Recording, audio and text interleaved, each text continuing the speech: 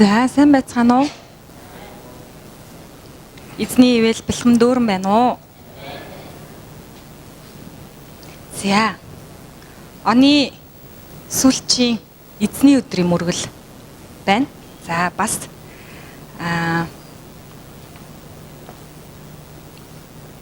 энэ он дуусгаад нэгэн өдөр үлдсэн байна. Маргааш 31 2018 оны хамгийн сүүлчийн өдөр байна. Тэгээд сүүлчийн эзний өдөр та бүхэнтэйгээ уулзж байгаадаа маш их баяртай байна. За тэгээд өчигдөр бол их сайхан өдөр байсан. Юу гэвэл цуглааны маань шинэ жил болсон. За тэгээд олон сайхан хөгжөөнтэй, хөгжилтэй сайхан цагуудыг өчигдөр хамтдаа бид өнгөрөөсөн. Оны сүүл болох үед бүх албан байгууллагууд, за бүхэл газар ер нь шилдэгүүдэд тодруулж, за энэ жил ямар байваа гэсэн тэр дүгнэлт хийдэг тэр цаг мөч юм шиг санагддаг. Таны хувьд ч гэсэн 2018 он хэр жил байваа гэж. За заримуд нь магадгүй хэцүүхэн хүндхэн жил байлаа да гэж болж байгаа бол заримуд нь сайхан жил байлаа гэж. Тэгээ монголчууд амны бэлгээс аштын бэлэг гэдэг учраас ер нь л ямар ч хүнд хэцүү жилүүдийг өнгөрч туулсан байлаа гэд төгсгөлд нь юу гэж хэлдэг вэ гэвэл сайхан байлаа гэж. Сайхан жил байлаа гэж. 2018 он үнэхээр сайхан байлаа гэж хэлдэг.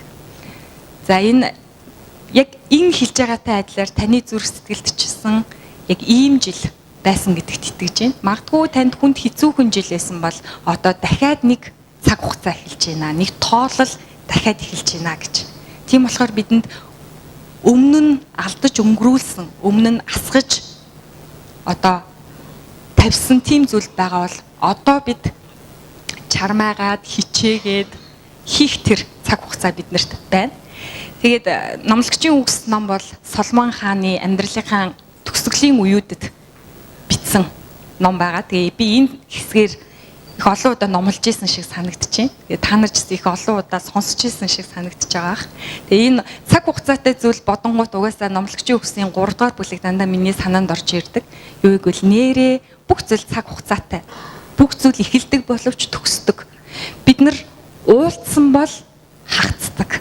Энэ бол хамгийн аимшигтай мөртлөө хамгийн одоо тэр нөгөө үнэн зүйл. Тэгээд нэг итгэлийн маань нэг ихч тэгж хэлжсэн юу гэвэл гэр бүлийнхээ хүнийг алдсны дараа юу гэж хэлжсэн бэ гэвэл бид хоёр тэр 50 жилийн өмнө тэр 60 жилийн өмнө уулзж исэн харин энэ төгсгөлийн төлөө тэр цаг мөчид бид уулзж исэн юм а гэж хэлжсэн. Тийм болохоор яг бүх зүйл цаг хугацаатай. Бид мөнхөд хүүхдээрээ байдаггүй, бид мөнхөд залуугаараа байдаггүй, бид мөнхөд хөгшин байгаад дуустдаггүй. Тийм болохоор бүх зүйлд цаг хугацаатай. Тэгээ номлогчийн үгс номыг амьдралынхаа эхний жилүүдэд бол маш гайхалтайгаар амьдарч эзнийг тунхаглаж, эзнийг гэрчилж, маш их мэрэгүн ухаанаар бусдад ханддаг байсан Соломон хаан амьдралынхаа дунд хэсэгт жоохон сонирм болсон. За эд хөрөнгөндөө, за эмс бүсгүйчүүдтэй нүдэн сохорч, за эзэн бурхнаасаа эргэж. Тэгээ хүнд хэцүү болсныхаа дараа амьдралынхаа төгсгөл хэсэгт номлогчийн үгс номыг бичснийхээ төгсгөлд юу гэж хэлдэг вэ гэвэл энэ бүхий л амьдралын туршид хамгийн олж болох тэр сайн зүйл, тэр сайн сайхан хаанаас ирдэг вэ гэвэл бурхнаас ирд юм а гэдгийг. Бурхан байгаа цагт л бүх зүйл хамгийн төгс сайнаараа байх боломжтой юм байна гэдгийг. Яг тэгвэл тэр хүн бурхантай амьдарч үтсэн, бас бурхангүйгээр амьдарч үтсэн хүн байсан. Тэгээд түүний төгсгөлийн хэсэг юм. Тэгэд тэр магадгүй мөнхөд амьдрах юм шиг санагдчихсэн л ах л та. Хаанчлан, гайхалтай бүх зүйл төгс сайхан болох үед түүний зүрх сэтгэл мөнхөд байх юм шиг. Манай Чингис хаан ч гэсэн нөгөө нэг ламыг авчиж ирээд нэг асуултыг асуудаг шүү дээ. За би таныг энэ хүртэл залж авчирсан учир шалтгаан нь юу вэ гэвэл би мөнх амьдрмаар байна. Мөнх амьдрах учир шалтгаан байна уу гэж асуудаг. Гэвч тэр лам юу гэж хэлдэг вэ гэвэл тийм зүйл байдаггүй маа гэж. Харин бүх зүйл цаг хугацаатай. Тэгвэл Соломон хаан энэ дээр ингэж хэлсэн. Тэнгэрийн дорох бүх зүйл тогтооцсон цаг бүх явдал хугацаа буй гэж. Тэгвэл яг үүнтэй адилаар 2018 он улиран өнгөрч дуусч цэг тавих ойрхон байна. Түүх болон дурсамж болон үлдэх тэр цаг хугацаа. 18 оны 1 сард залуучууд бид нар анхны хайр гэж тэр кемпэд явдаг. За кемпэд яваад л он эхэлж байгаа болохоор их л гоё зүйлүүдийг хийдэг л дээ. За цаас ураад л хайчлаад л зүгээр наагаад л эх онд чинь зүгээр энийг ч авъя, тэрийг ч авъя, тэрийг ч хий, энийг ч хий гэдэл наагаад л итгэлээрээ. Тэгээ би бас наас юм өчтөр гаргаж харслаа. Тэгээ их харамсалтай надад наасан зүйлээс мань нэгийг нь ч биелэгдээгүй. Би их том юм л нааж л дээ. За тэнд ч одоо байр тавьсан байна те. Доор нэг жижигхэн машин тавьчиж их л том юм нааж тэр сэтгүүлээс хайчлаад. Гэвч биелэгдээгүй байсан.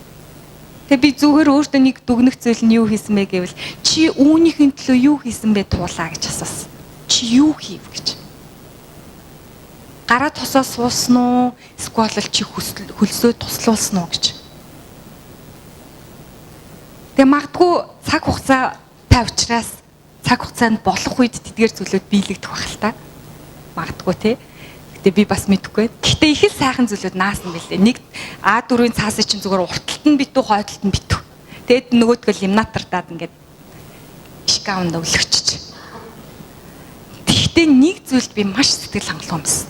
Тэр юу вэ гэвэл өөр нэг цаасан дээр юу вэ гэвэл та сүнслэг амьдралдаа юу хийхийг хүсэж байна вэ гэдэг нэг 10 хэдэн чагсаалт бичсэн байсан. Бас тэрийг бүгднийг бичээл лимнатардаад бас хажууд нь нас. Тэгээ тэрийг харахтаа би баяр хөөртэй болсон. Юу вэ гэвэл би тэнд төлөвшөхийг хүссэн. Амар төгс төлөвшөж чадаагүй чсэн би тавьсан тэр зүйл дээрээ жаахан ч гэсэн хүрсэн гэдэгтээ өөрийгөө урамшуулсан. Би өдөр бүрийгээ би бурхантай хамт эхлүүлье гэдэг зорилго тавьсан 18 онд. Гэхдээ яг үүнийг өдөр болгон хийхийг хичээс маш их 365 хоногийн магадгүй би 360 хоногт нь л хийгийг одоо хийсэн байж. Үгүй 5 хоногт нь 5 6 хоногт нь л хийгээгүй байж магадгүй харин бүх өдрүүдэд нь хийхийг оролцсон. Өглөө босч ирээд зарим үед үнэхээр ядарсан үедээ би толгоогоо ингээд дэрэн дээрээ тавьчаад Библи уншдаг ус. Ингээд. Нэг төрлийн ингээ харахад хөрхөдөө гэж бодмоор юм шиг боловч хичээд зүтгэлийг өөрөөсөө гаргахыг оролцсон. За дараагийн зүйлүүд нь ингээд сүнслэг амьдралдаа хийхийг хүсэж байгаа бүх зүйлүүдэд чагсааж бичсэн байсан. Тэгээ тэрнийхээ ямар ч байсан 10 зүйл чагсааж бичснийг нь 5-аас 6-ыг нь би оролдоод хийгээд за 100% гэж бодох юм бол нэг 70% таагаар түүнийг хийсэн байсан. Тэгээ эндээ өөрийгөө урамшуулсан. За туулаа чи яг зураг наасан тэр гайхалтай гой зүйлүүдийг чи аваагүй байна. Гэхдээ бурхантай ойрхон байх хамгийн энэ тэргүүнийхээ зүйлийг чи хийсэн байна гэж би өөрийгөө урамшуулсан. Тэгвэл та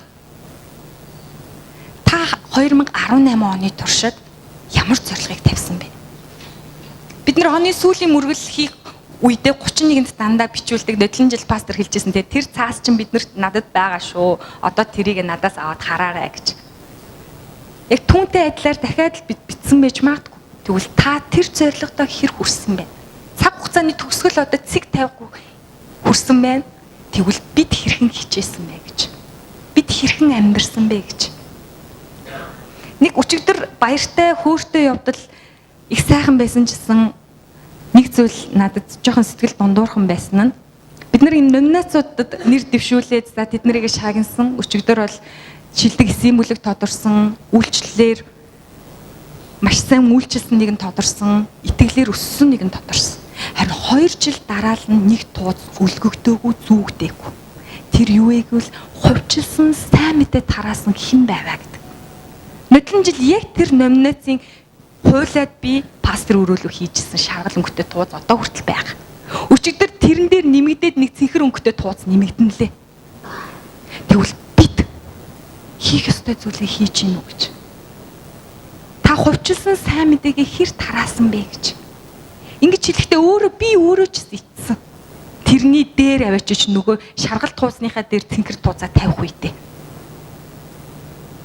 Бид мэдээж альфа хөтөлбөрүүдийг 2 удаа хийсэн. Бид маш сайн байсан. Гэхдээ бид яг үндсэн ажлаа хэр хийсэн бэ гэж. Магадгүй та ажлынхаа хувьд амжилт гаргасан байж болно. Оны шилдэг, авраг, мундаг, сайн та байсан байж болно. Тэгвэл бид бурхан бусдын итгэлийн амьдралд бид бусдыг итгэл рүү ирүүлэх тэр ажилд хэрхэн гар бие оролцсон юм бэ гэж. Дараа жил байхад шаргал цэнхэр тууцан дээр дахиад улаан тууц нэмэх үү? Үгүй үстэй. Тэгвэл одоо нөгөө суур тэгдэг те цуглаан хийж тоглоод ч яах вэ гэж. Энд чинь нэг төрлийн аимшигтай үг. Тийм болохоор бүгдээр одоо хийя гэж. Хувьчилсан сайн мэдээгээ хийя. Өнгөрж байгаа хэрэг биш л те. Гэхдээ манай залуучуудын цуглаан тэрийг авсан. Бид нэр итгэлээр өссөн нэг нэгээ, сайн мэдээ тараасан нэг нэгээ шагнасан, урамшуулсан. Тэрэн дээр байсан шүү. Харин нэгдүгээр цуглаанаас гарч ирээгүй. Бид дөрөвхөн эсийн бүлэгтэй. Харин та нар 12 эсийн бүлэгтэй. Бид дотроос тэр зүйлүүд гарч ирээгүй.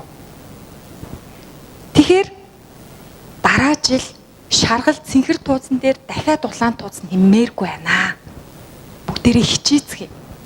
Би ч гэсэн одоо урдаа тавьж тимээ бүгдээрээ сайн мэдэг тараая гэдгийг зүр сэтгэлдээ суулгая. Ямар талбар вэ? Манад гайхалтайгаар сайн мэдээ тараадаг байсан мундаг эгчнэр байгаа. Тэднийг үлгэр дуурайлыг бүгдээрээ авъя. Манай цэнд эгч байна. Манай үлзий жаргал эгч байна. Үлзийгч маань эмнэлэгт хэвтэх үедээ би ийшээ илгээгдсэн юм а гэж тэр боддог байсан. Тэгэд тэр 5 хүндээ сайн мэдээгээ тараадаг байсан. Тэгээ авчирдаг байсан. Яг ийм илгээлтийн ажлуудад одоо бид гар бие оролцох болж ямаа нэг цаг болжээ гэж.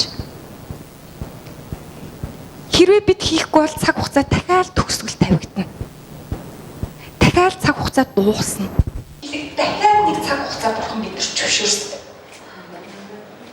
Бурхан биднэрт үргэлжил цаг хугацааг зөвшөөрж, үргэлжил биднэрт боломжийг олгосоор байдаг. Үргэлжил биднэрт замуудыг харуулж, үргэлжил биднэрт тэр чимүүдийг дандаа харуулдаг. Энэ замаар яваарай гэж. Харин замаар явахдаа миний үгээр дэмлүүгээ болгоод явах гэж тэр дандаа хэлдэг. Өөрлөх хийгээд инээх цаг, гашуудах хийгээд бүжиглэх цаг, чулуу шидэх хийгээд чулуу цуглуулах цаг, тэврэх хийгээд тэврэлтээс цугтах цаг байдаг гэж. Бүх зүйлд цаг хугацаа байдаг. Бүхий л зүйлд байдаг.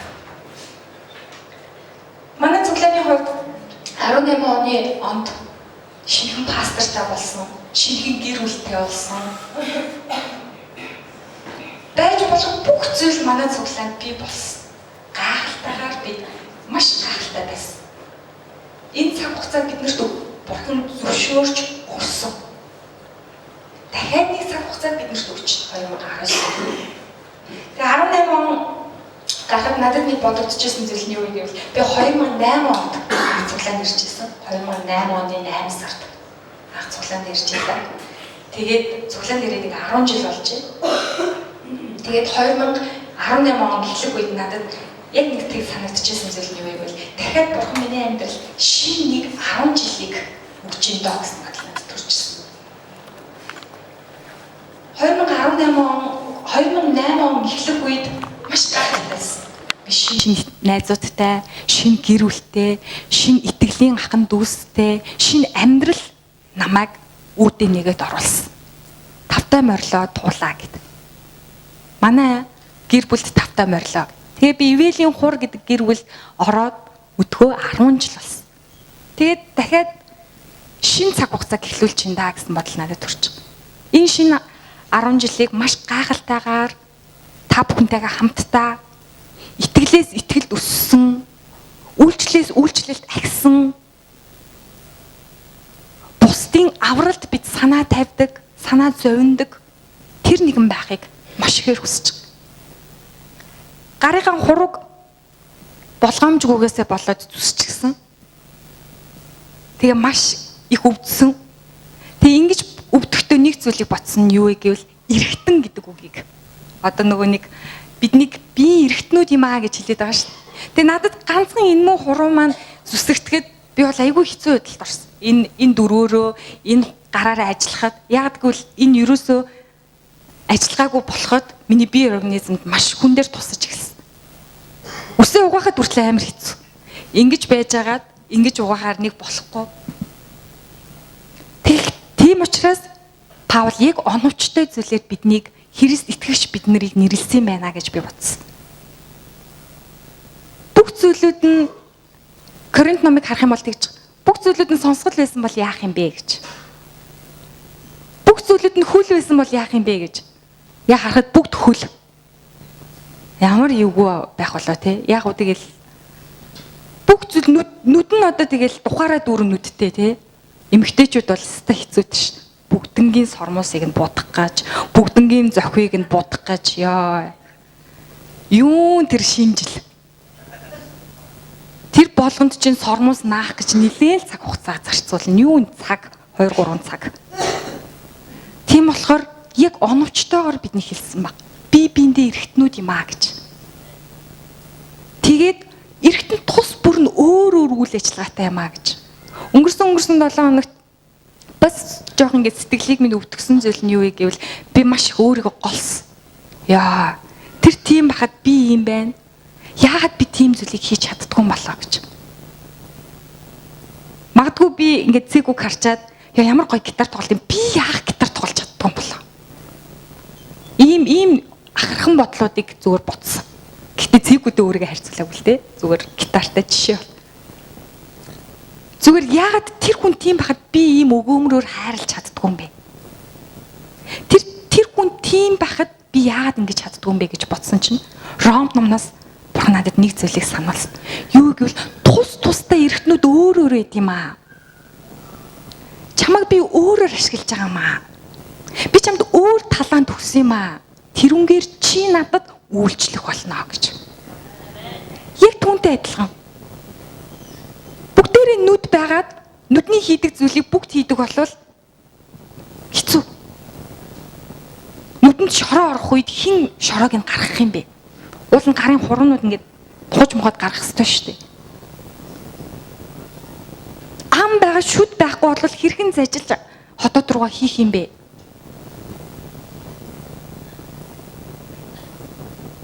Тийм учраас би биендээ эргэтнүүд юм аа гэж.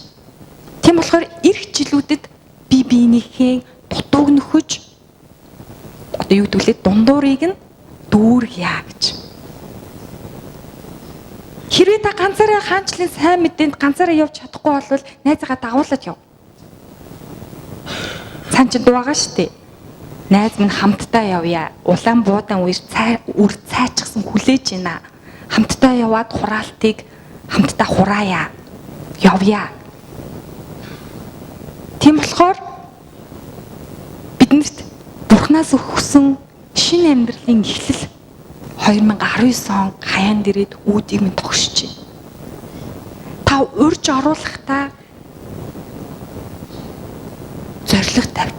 зорилт тавьж, түндээ хүрэхийн тулд хичээгээд өнгөрсөндөө цэг тавиад. Цэг тавьхдаа хэрвээ алдаа оноо, хэрвээ гуниг сувлан байгаа бол түүнийгээ мартаад шин зүйл рүү тэмүүлээрэй гэж. Есүс Христийн нэрээр та бүхнийг уриалж байна. 18 он гинтийн зүйлээр дүүрэн байсан. Гуниг цовлон, уйдгар, харуусал, хагцал бүх зүйлээр дүүрэн он байсан.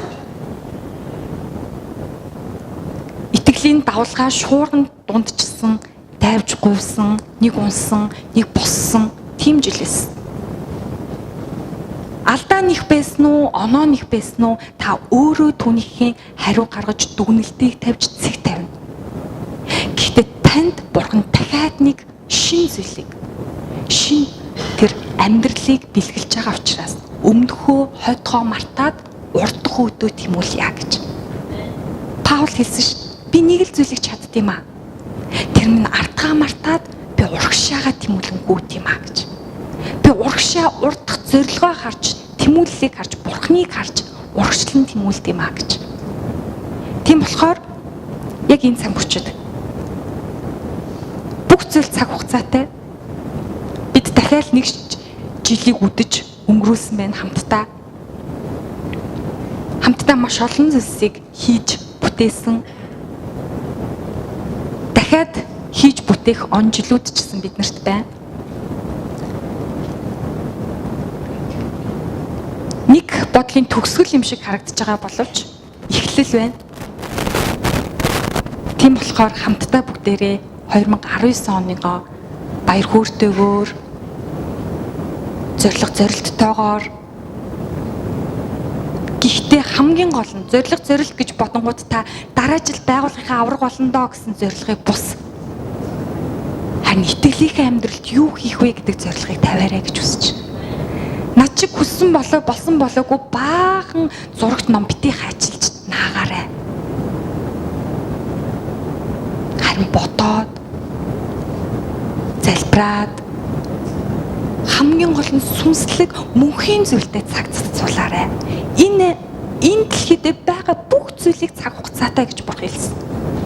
Харин энд юу гэж хэлж өгнө гэвэл хүмүүний хувьд амьдралын сайныг үйлдэх хийгээд баярлах багтахаас заавч үрд мөнхийг байгуулав гэж хаана. За энд бүх юмыг тэр тухайн цагт нь сайхнаар бүтээсэн бөгөөд хэдийгээр хүн бурхны үйлдсэн ажлыг эхнээс нь эцсийг нь хүртэл ойлгохгүй ч гэсэн тэр тэдний зүрхэнд үрд мөнхийг суулгажээ гэж. Тийм болохоор энэ цаг хугацаа дуусах үед энэ дэлхийн цаг хугацаа дуусах үед бид мөнхөд байх цаг хугацаа үргэлжилж мөнхөд байх цаг хугацаа эхлэх болно. Тийм болохоор та энэ цаг хугацаанд амьдарч байхдаа дуустдаг, цэг тавьдаг энэ цаг хугацаанд амьдарч байхдаа мөнх зүйлдээ санаа тавьж мөнхийн тэр амьдралтаа санаа тавьдаг нэгэн байгаасай гэж Иесус Христийн нэрээр та бүхэнтэй өрөөж байна. Тэгээд хамтдаа босоод залбирая. Энэ цаг мөчид залбирахтаа та 2018 онд талархах зүйл байгаа бол эзэн бурхандаа талархаад баяр хөөртэйгээр харин танд 18 он жаахан хүндхэн цаг хугацаа байсан бол дахиж тэр цаг хугацааг